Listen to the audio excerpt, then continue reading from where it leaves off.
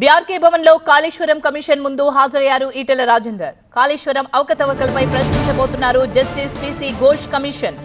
ఆర్థిక అంశాలపై ఈటెలను క్రాస్ ఎగ్జామినేషన్ చేయబోతుంది కమిషన్. ఎన్డీఎస్ఏ నివేదిక ఆధారంగా ప్రశ్నలు సంధించే అవకాశం ఉంది. కంప్లీషన్ సర్టిఫికేట్, నిధులు, బ్యాంక్ గ్యారంటీల విడుదల, అంచనాల పెంపుపైన ప్రశ్నలు అడగబోతుంది కమిషన్.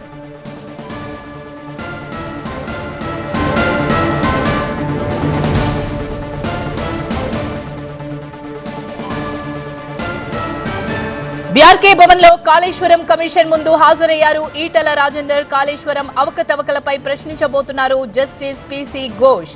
ఆర్థిక అంశాలపై ఈటెలను క్రాస్ ఎగ్జామినేషన్ చేయబోతుంది commission.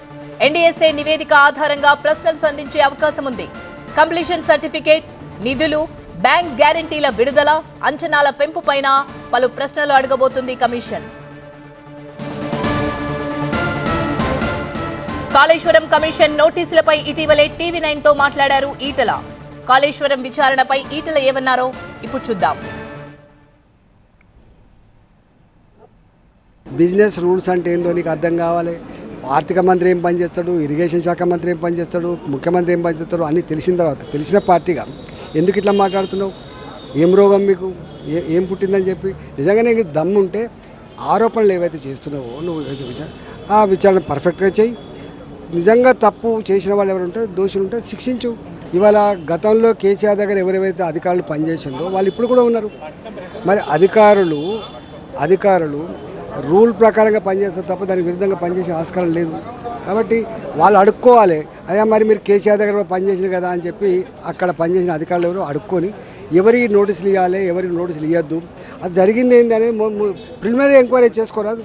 Etela Rajender finance department, engineering department అది, ఇరిగేషన్ డిపార్ట్మెంట్కి సంబంధించిన వాళ్ళు దాని డిజైన్స్ కానీ, దాని పర్మిషన్లు కానీ, దాని ఎస్టిమేట్లు కానీ, దాని పని కానీ అంతా చేసి చివరికి పని జరిగిన తర్వాత ఇగో నా డిపార్ట్మెంట్కి ఒక 20,000 కోట్లు కేటాయించబడ్డది నీ దగ్గర, ఇగో మా బిల్లులకి ఇది పంపుతున్నామని చెప్పి గంతుంటుంది తప్ప ఏముంటుందా? కేవలం రాజకీయ లబ్ధి కోసం చేస్తున్నావు తప్ప నీకు నిజాయితీ లేదు, నీకు చిత్తశుద్ధి లేదు, నీ దగ్గర ధర్మం లేదు. కేసీఆరే కక్ష సాధింపు చర్యలు చేపట్టి ఏం చేయలేకపోయాడు. నువ్వేం చేస్తావు? నీ ఐస్తే ఎంత, నువ్వెంత. అలా ఇట్లా అని అంటాడు. ధర్మానికి, న్యాయానికి, శిష్టానికి కట్టుబడి ఉంటాడు కాబట్టి బాధ్యత అన్ని విషయాలు చెప్తా. ఇక బూర్గుల రామకృష్ణారావు భవన్లో ఉన్న కమిషన్ కార్యాలయంలో విచారణకు హాజరయ్యారు ఈటెల రాజేందర్. కాళేశ్వరం బ్యారేజీల నిర్మాణం జరుగుతున్న సమయంలో ఆర్థిక శాఖ మంత్రిగా ఉన్న ఈటెల రాజేందర్ కీలక కమిటీలో సభ్యుడిగా ఉన్నారు. ఈ నేపథ్యంలో అప్పటి ప్రభుత్వ నిర్ణయాలపై కమిషన్ ఆరా తీయనుంది. ఈ మేరకు ఇప్పటికే సంబంధిత ప్రశ్నావళిని సిద్ధం చేసుకున్నట్లు తెలుస్తోంది. ప్రాజెక్ట్ నిర్మాణానికి అప్పట్లో ప్రభుత్వం ఏర్పాటు చేసిన పలు కమిటీలకు ఈటెల నేతృత్వం వహించగా మరికొన్ని కమిటీల్లో ఆయన సభ్యుడిగా ఉన్నారు. ఈ వ్యవహారంలో ఈటెల పాత్రపై కమిషన్ ప్రశ్నించనుంది.